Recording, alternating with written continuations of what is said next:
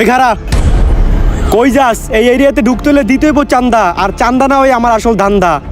ওদেরকে আসতে দাও, জনি সায়েন্টিস্ট আমার পরিচিত।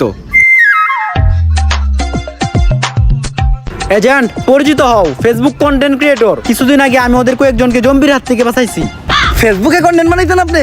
কি কন্টেন্ট বানাইতেন একটু দেখান তো।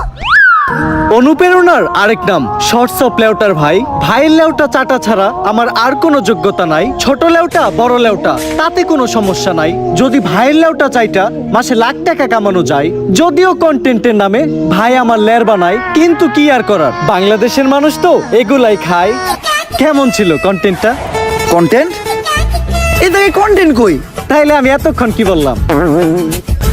এইটা আবার কেমন কন্টেন্ট? এইটাই লেউটার কন্টেন্ট। এই লেউটার কন্টেন্ট মানে কি কোনো ইনকাম টিনকাম হয়? এই লেউটার কন্টেন্ট বানায়া আমার এক মাসের ইনকাম 40 লাখ টাকা। ভাই কোনো মতে কি আমার এই লেউটার কন্টেন্ট বানানো শেখানো যায় না?